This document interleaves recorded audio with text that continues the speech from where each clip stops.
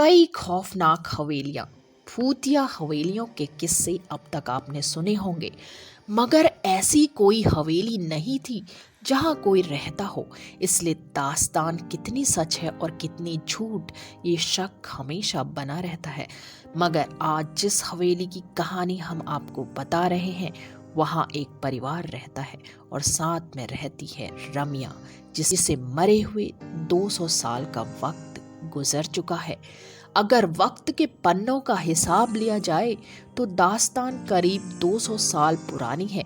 उत्तर प्रदेश में एटा के पास एक हवेली है। वीरान नहीं, बाकायदा आबाद है एक परिवार के लोगों से, मगर तबाह है एक रूह से। जी हाँ, इस हवेली में जिंदगी और मौत साथ साथ रहते हैं। अगर हादसों के मद्देनजर फैसला किया जाए तो यहाँ मौत जिंदगी पर बहुत भारी पड़ी है। एक रमिया अब तक कई लोगों की जान ले चुकी है। वो रमिया एक तवायफ थी जिसका कभी जलवा हुआ करता था, मगर दो भाइयों ने उस पर अपना दावा ठोक दिया।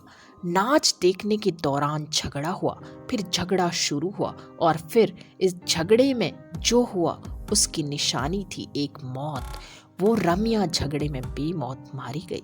ये किस्सा है 200 साल पहले का, लेकिन आज भी वो उसी हवेली में दिखती है, नाच गाने घुंघरों की आवाज के साथ। हवेली में लोग रहते हैं, मगर खौफ के बीच कई असमय मौतें हो चुकी हैं। कई सालों से चीखें आती हैं इस हवेली से। कहानी की शुरुआत होती है एक दिन से। उस दिन सूरज दिन को आखिरी सलाम पेश कर रहा था। शाम घिर आई थी कि तभी एटा के चमकरी गांव की इस हवेली से अचानक एक चीख गूंजती है। आवाज किसी लड़की की है। कहती है, मुझे हवेली से मत निकालो, ये मेरा घर है, वरना मैं तुम सबको बर्बाद कर दूंगी। कोई कुछ समझे इससे पहले एक और चीख गूंजती है, मगर इस बार चीख में मौत की तकलीफ भी खुली हुई है। पानी पानी कराहने की आवाज के साथ कोई लड़की पानी मांगती है।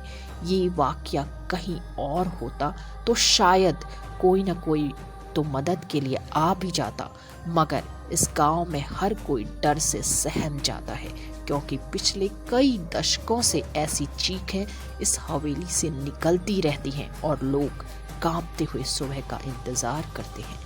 इस हवेली के मालिक सतेंद्र तोमर कहते हैं कि यहाँ पहले सब ठीक था, लेकिन धीरे धीरे ये दिक्कत बढ़ती ही गई। यहाँ घुंघरों की आवाज़ सुनाई देती है, नाचने की आवाज़। इस तरह प्रॉब्लम क्रिएट होती रही। तांत्रिकों को बुलाया गया। कभी कभी आवाज़ें आती, आपको घर छोड़कर जाना पड़ेगा, ये मेरा घर है। इस तरह से हम लोगों को डर लगने लगा।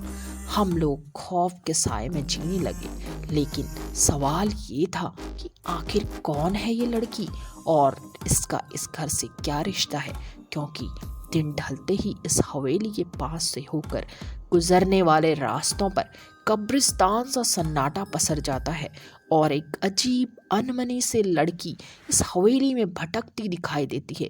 कभी झरोखे से झांकती तो कभी हवेली की छत से टकटकी लगाई हुई किसी मुसाफिर का इंतजार करती जिसने उसे गौर से देखा है।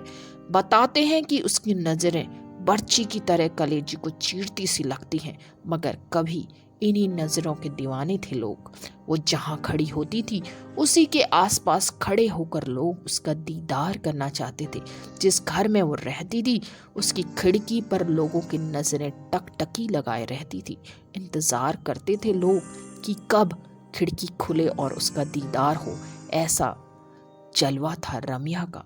ऐसी हवेली जिसमें जिंदगी और मौत दोनों का बसेरा। इस हवेली के आसपास रहने वाले बुजुर्ग बताते हैं कि इस हवेली में से एक खूबसूरत सी लड़की निकलती है, जिसे वो जब पकड़ने की कोशिश करते तो वह बिल्ली बन जाती है। आज इस कोठी में जिंदगी और मौत दोनों का बसेरा है। दूसरी हवेलियों की तरह ये खाली नहीं है। यहाँ गुजरे दौर की तवायफ रमिया की रूह भी रहती है और इस कोठी के मालिकान भी, मगर मौत के साए में लगातार सांस लेती इन जिंदगियों पर क्या गुजरती है ये बताने के लिए काफ़ी है कई लोगों की मौत होना, क्योंकि इस हवेली ने अब तक कई अपनों को खो दिया है।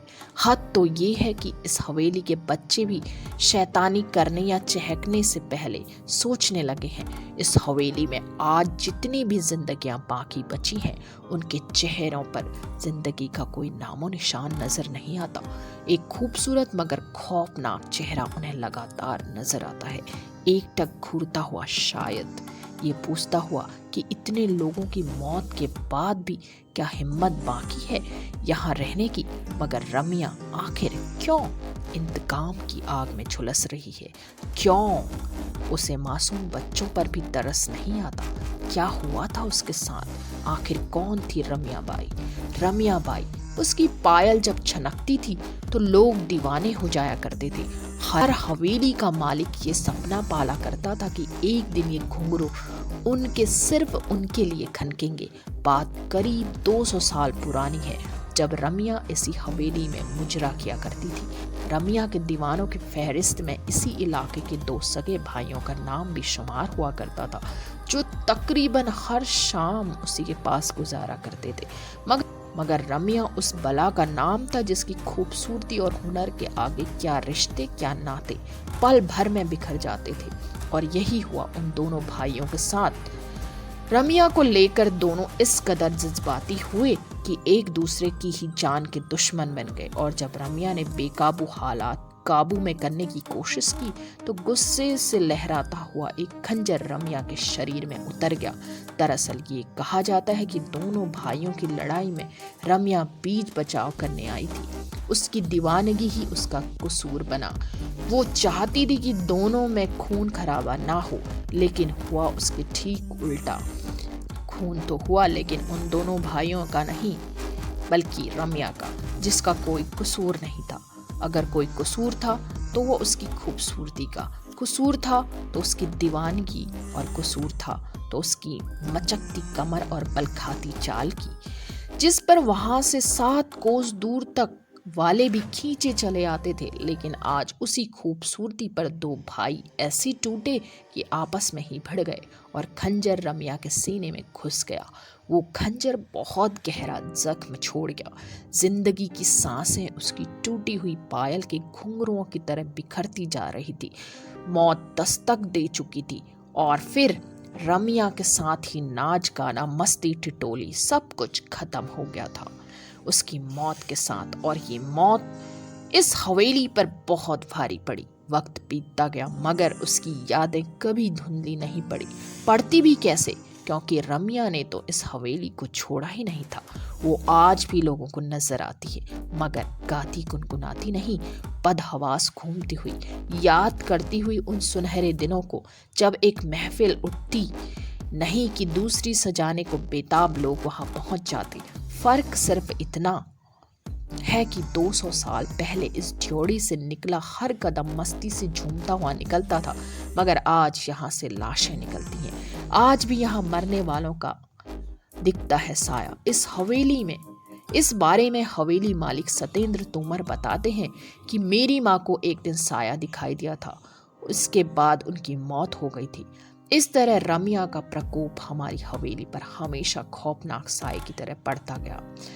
एक एक करके मेरे 3 बच्चे, फिर मेरी पत्नी भी जान गंवा चुकी है। हालांकि अब इस हवेली को बचाने की जिम्मेदारी सतेंद्र पर ही है। वो एक पढ़े लिखे इंसान हैं और इससे पहले वो भूत प्रेत जैसी बातों को मानते भी नहीं थे, मगर आज जब वो अपने परिवार पर नज़र दौड़ाते हैं तो हर रिश्ता अधूरा नजर आता है। वो जिंदा है मगर पत्नी नहीं रही, कोई बच्चा जिंदा नहीं है, वो माँ मर चुकी है, भाभी है मगर भाई जान गंवा चुका है। कहते हैं कि तोमर परिवार से पहले इस हवेली में गुप्ता परिवार रहा करता था। लगातार कई मौतों ने गुप्ता परिवार को इतना तोड़ दिया कि उन्होंने कौड़ियों के दाम ये हवेली बेच दी।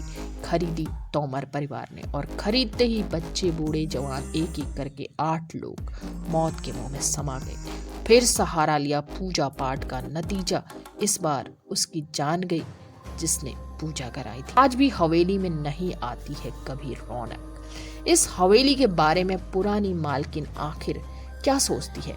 इस बारे में पुरानी मालकिन मोमबत्ती गुप्ता बताती हैं कि आगरा रोड पर बसा चमकरी गांव है।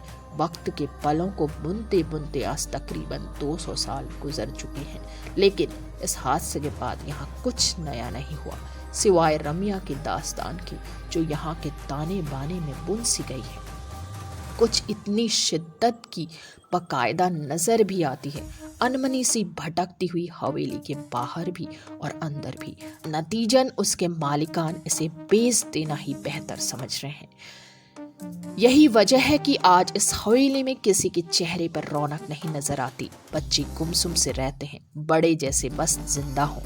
घर घर सा नहीं लगता, और लगे भी कैसे, क्योंकि घर ने उन्हें कभी अपनाया ही नहीं, अलबत्ता छीना जरूर है उनके तमाम अपनों को। अचानक रमिया का सच क्या है हम कह नहीं सकते। हाँ, इतना जरूर कह सकते हैं कि यहाँ रहने वाले दोनों परिवारों में बेहिसाब बेवजह मौतें हुई हैं। अगर ये इत्तेफाक है तो ये इत्तेफाक वाकई बहुत खौफनाक है, रमिया के भी खौफ से ज्यादा खौफनाक।